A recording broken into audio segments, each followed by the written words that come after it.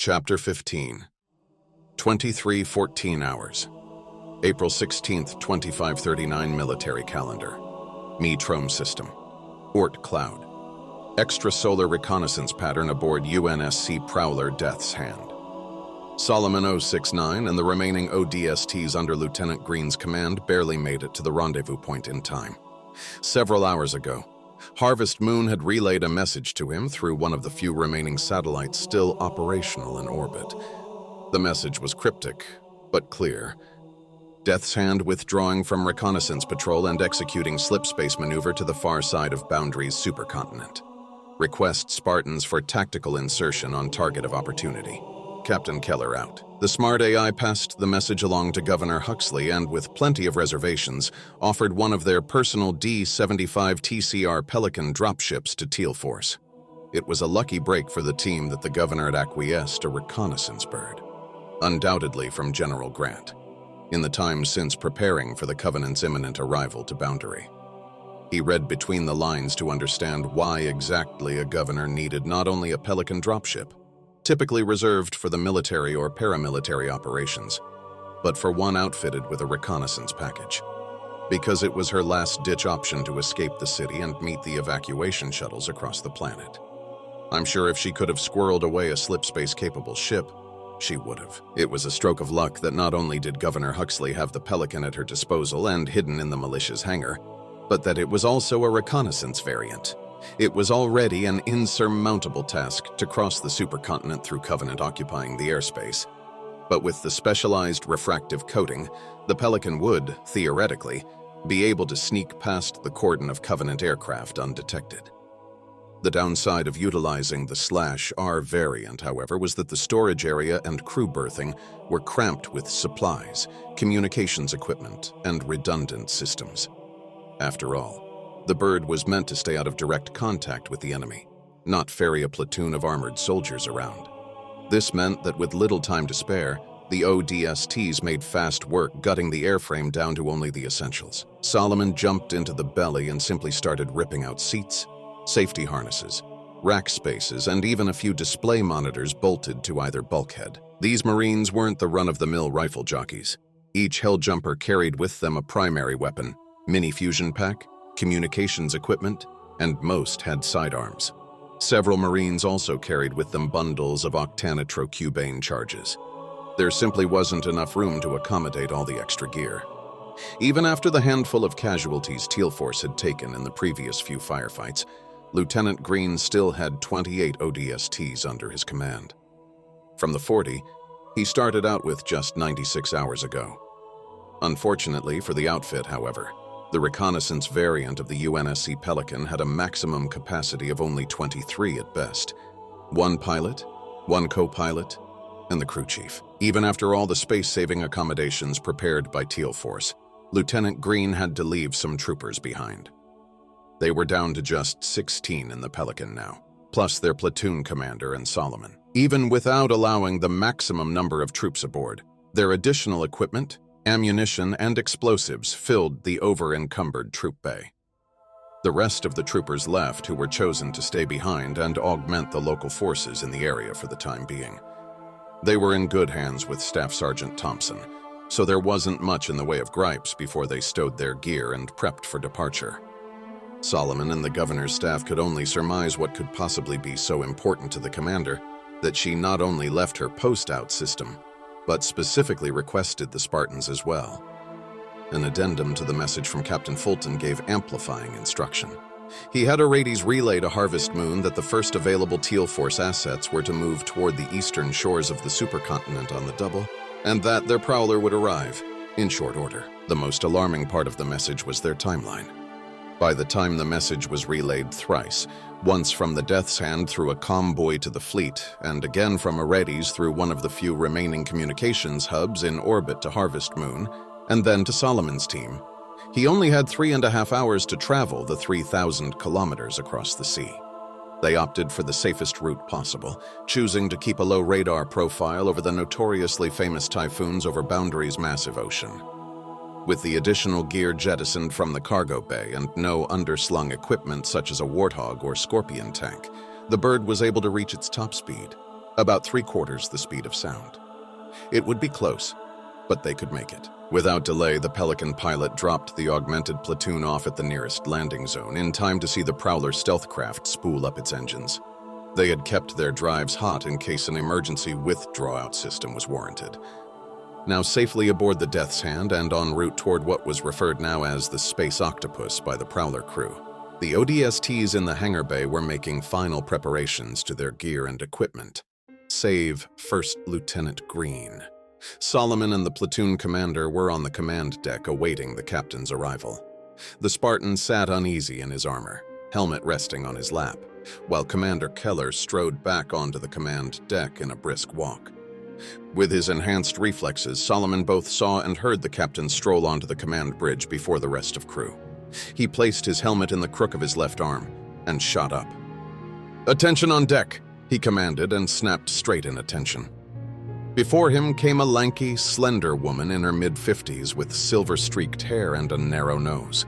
Her gait was exaggerated slightly, a sign of too much time with fluctuating gravity. The tops of her hands had subtle patches of irritated red, a sign of freezer burn, as they called it in the fleet from too much time in cryo. She donned the typical Oni garb, a black jumpsuit with no name tape or other insignia, save the flanking silver oak leaves signifying her rank as a commander. Captain Keller flashed a quick salute to the deck. "At ease, please." She took a position toward the prow of the ship's nose, where a small hollow tank filled the middle of the cramped bridge. "Sorry for all of the cloak and dagger, gents, but we couldn't risk alerting that lonely ship out there." She spoke with a classical English accent, posh and direct. "Come, take a look." Solomon and Green motioned toward the hollow tank and peered into the display. Before them was an astronavigation map depicting the Me-Trome system and the heavenly bodies nearest the Oort cloud. A green triangle depicted the Prowler's position relative to the farthest gas giant at the edge of the system, and beyond was a single red circle in geosynchronous orbit around the gas giant. "Ensign Bird, magnify toward the gas giant, please." "Aye, ma'am." Solomon watched the display switch from the astronavigation map to a grainy image from a reconnaissance drone left in system. Before him was an odd organically shaped vessel, a style of design uniquely Covenant. It had a deep purple hue with what looked like an oversized radar dish on the nose of the craft. The belly protruded outward like it were bloated, with gently undulating umbilical tubes emanating from the stern. "What are we looking at here, ma'am?" Lieutenant Green chimed in. "Honestly, we're not exactly sure, Lieutenant. Best guess from us is that it's a support vessel of some kind, perhaps for fuel or ammunition. Our scans show that the ship has been rising and dipping in and out of the planet's atmosphere, burning unnecessary fuel to exit the gravity well of the gas giant." Commander Keller swiped several times through different time-stamped videos and stopped. The magnification enhanced and tracked the vessel in low orbit. It careened toward the interior of the planet's atmosphere, then gradually leveled out to show a trail of propellant vapor. It escaped the atmosphere, leveled off, and repeated the process. It's saving fuel while dipping, and that odd dish on the front is collecting atmospheric particles. Our mass spectrometer indicated this planet is rich in amino acid chains, which we surmise is being utilized for their plasma-based weaponry or fuel for their fleet. The bloated Covenant vessel finished another burn to break orbit and stabilized. Then the display expanded, and an overlay of dotted flight path projections were displayed. So here's the plan. Right now we're drifting with the Oort cloud, about 10 million kilometers from the gas giant in the shadow of an asteroid cluster. To avoid detection, we'll burn for several million kilometers, drift toward the dark side of the planet, and deploy Teal Force in the Pelican you came in. With the inertial boost from the Prowler, you'll slingshot around the gas giant fast enough to catch up with and board the Covenant craft. Is this maneuver even possible with the equipment we have, ma'am? Green responded. It shouldn't be a problem, Solomon chimed in. But he had his own reservations. When he did a very similar maneuver over a decade ago, he was assisted by an M050978 thruster pack, or T-pack for short. He also had the luxury of a 90-minute supply of breathable air, unlike the ODST's vacuum-sealed suits, which held only 15 minutes. In truth, Solomon didn't mind the fact that they'd have to manually insert via the Pelican dropship. Any extravehicular activity in the vacuum of space was always a perilous endeavor with more room for error than he cared to think about. Just 7 years ago, He had heard of Kurt 051's T-Pack rupturing on a mission with Blue Team. He was enraged at the time after learning that all 3 of the redundant systems on his suit malfunctioned due to a failing slipspace drive leaking radiation. The excess gamma and Cherenkov radiation wreaked havoc on his suit systems, or so the ONI report said. We lucked out on the governor having that Pelican stashed away. All we'll need to do is have Commander Keller evacuate the hangar with us in the Pelican. From there, we can simply coast to the objective. By the time we have to burn stabilizing thrusters for final approach, we'll be so close to the hull their sensors shouldn't pick it up. Ma'am, Solomon turned to look at the commander. Do you have an AI handy? He asked because the next thing he was going to say determined whether the escape route would be readily available, or if he'd have to get creative once inside the Covenant ship. Well, we have the shipboard navigational AI, she said. Why do you ask? That could work. I'm thinking we stash the Pelican in the twilight zone of the gas giant while we breach. When we exfil, we can just jump ship, wait for pickup, then rendezvous back here. I get it, Lieutenant Green said. We'll undoubtedly run into resistance on the ship. Hell, we don't know if there's just engineers and ship crew or if there's a whole battalion, though. You're thinking we need to slip out quick then? Precisely, sir, Solomon replied. Also, if the alarm gets raised, then those plasma lances on the lateral lines would swat us out of the sky as soon as we took off. Our heat signature would give us away in a heartbeat. This way, we'll be able to drift off undetected and be within a safe distance before the octa goes off, or if we need to exfil prematurely. So why the AI? Commander Keller tilted her head up and to the left, struggling to connect the dots. She was a prowler spook, not infantry. The ODST suits don't carry as long of an air supply as my armor. Solomon began again. And we didn't have the space or the support modules available to retrofit the suits with additional tanks of air. So what we have is what we got. Solomon bent over the hollow tank again and sketched the plan with his index finger on the display. Faint trails of light pin-pricked around his finger as he drew projected flight paths around the gas giant. He traced over the Prowler's path toward the planet, demarking where the Pelican would be deployed. Like you said, ma'am, you'll drop up here to put us in a trailing orbit to the vessel. He spun a finger around the planet's atmosphere. We'll do a quick burn on the dark side of the planet, and once we hit the Terminator zone, we'll cut the engines to avoid detection and then float right past the thing. Now I understand. You'll need the AI's assistance to jockey back in position after you radio mission completion. Right. That way, we'll maximize the amount of EVA, time for the Marines. The ship will have an oxygen-nitrogen atmosphere similar to Earth's, so they can recharge their tanks after we breach. Commander Keller nodded in approval, her crossed arms relaxing at her sides. She seemed more confident in the plan now that Solomon had provided a sound tactical analysis of the situation. She was worried that the plan her crew developed would either get them killed on approach or see them lost to space as they completely missed the ship in orbit altogether. She hadn't thought to use the Pelican to pick them back up. She looked up and toward the intelligence officer's station. Ensign Byrd sat monitoring the signals display, reviewing the frequency bands of their passive radar system for any anomalies. Ensign Byrd, get with the Hands Nav AI. Have it run a program for the Pelican in the hangar to loiter in geosynchronous orbit around the gas giant. Addition, have it set to automatic retrieval of any friendly FOF tags within a 10,000-kilometer radius. Because this was only a dumb AI at best, the ensign had to literally write code for the artificial intelligence to act on. She had to give it simple enough commands that it could operate independently while communicating with the Pelican's own navigation software.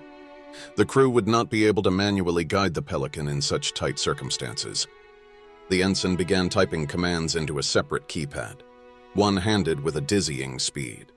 He would ensure that the fragment of code dispersed by the AI to the Pelican's software would stay a safe distance away from the hostile vessel, but would be able to detect and automatically retrieve Teal Force when they drifted away from the wreckage. Lieutenant Stafford, time to deployment? Commander Keller asked. Solomon and Lieutenant Green caught the subtext and shifted their feet together, both at a 45-degree angle, and backs stiff. 81 minutes, ma'am, he responded.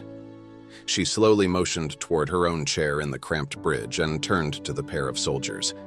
We've got one shot at this.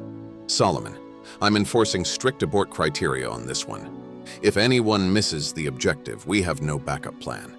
That's buying the farm. We can't risk having the Pelican detected on a rescue attempt. Risking it all to hope on a rescue of 1 or 2 Marines isn't worth the opportunity of destroying this target. Lieutenant Green's face slowly contorted in contempt at the prospect of this prowler captain leaving a soldier to die so nonchalantly. He and his men knew what they were up against, but to hear something that dark from the prowler captain set a bad taste in his mouth. He knew Oni was bad news, and now he knew why. They were ruthless, cold, and calculated. The finality in the captain's voice was clear, and the pair shot up once again in the position of attention. Good luck, gentlemen. We don't get chances like this often, so make it count.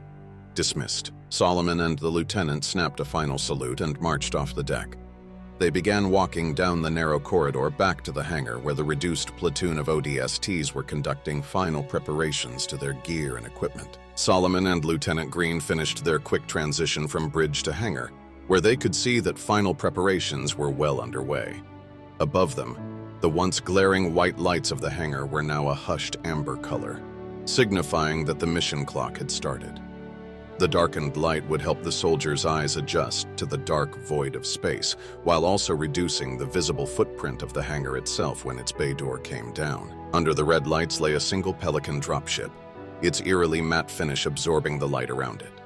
The ODSTs were milling about in the limited space to the rear of the dropship, surrounded by crates of equipment and other stores for maintaining the stealth vessel.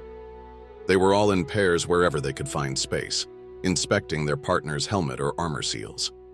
One at a time, each Marine went top to bottom, front to back, prodding and twisting at the seals to verify its integrity.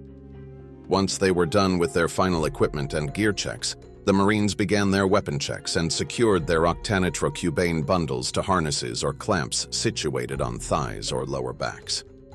They walked side to side like ducks overladen with dozens of kilos of gear. Luck favors the prepared, so each fire team had with them varying degrees of gear ranging from breacher charges to spare ruck packs to collect hostile artifacts to network infiltration equipment, if they could manage to secure the bridge and steal the vessel. Solomon and Lieutenant Green situated in a position near the open ramp of the Pelican. The platoon commander stood on a crate that was hanging off the rear and began to issue orders and instructions to his men and women. They would exit in staggered fire teams of 4, waiting for the go signal from the Prowler AI. The plan would call for each fire team to jump in tandem from the Pelican as it passed over the Covenant vessel. 2 fire teams would complete jumps, followed by Solomon and Lieutenant Green, then the remaining 2 teams. The leaders of Teal Force needed to situate themselves where they could control their deployment and determined that the best location would be center, so they could monitor the flight paths of all the troopers in real time. Only Solomon's Mjolnir onboard computer had the capabilities to obtain course data, then relay that information to each Helljumper. From there, it was straightforward. Use the vector each soldier's heads-up display showed, then utilize their integrated maneuver thrusters to make minor course corrections until they touched down on the Covenant ship. Last, they would breach a hole in the ship's hull with plasma cutters or thermite carbon cord. They couldn't use any of the Octa because there was no way of knowing if the charges would destroy the vessel outright or just damage it. Let alone the shockwave itself would probably send the soldiers on a one-way trip down the gas giant's gravity well. Solomon grabbed his MA-5B assault rifle on one of the racks hanging vertically along the riveted hull. He slung it over his back and then grabbed an M90 close assault shotgun. Judging by the size of this ship compared to others he'd boarded, this one was relatively small, coming in at only 425 meters in length, and a fraction of that capacity couldn't be used for crew working areas. He secured the shotgun to another magnetic mount on his back, then reached for a crate of grenades and added several to his hip satchel. Satisfied with his selection, which included additional patch kits, extra biofoam canisters, and a half cord of Octa, Solomon took his position in the Pelican. The orders were issued and final preparations were completed as Solomon waited in the troop bay. One by one, the belly of the dropship was filled, and every square inch utilized. Now he stood shoulder to shoulder with the bulkhead of the Pelican on his right, and scraped on Lieutenant Green's shoulder plate to his left. While Solomon and the Marines were preparing to board, Ensign Byrd transferred the navigation instructions to the Pelican's software. After a few minutes of getting situated in the cramped compartment, Solomon could hear the loading ramp of the Pelican beginning to raise, its hydraulic legs whining softly in the quiet hangar bay. He could only ascertain this through his helmet speakers, not being physically able to turn around. A voice filled the troop bay of the Pelican as the ramp sealed shut. It was Captain Keller's voice. She was speaking to her crew. "Prepare for hangar bay evacuation," she said. The next voice Solomon had heard now came from his suit. It was Commander Keller patching into Squadcom, a channel used by the entire platoon. Deployment in 5, 4, 3. The Pelican was now in the control of the navigation software patched into the dropship from the Death's Hand. 2, 1. The Pelican detached from the recessed massive D-rings anchoring the Pelican into position. It rose and shot violently toward the inky darkness of space with the decompression of the hangar.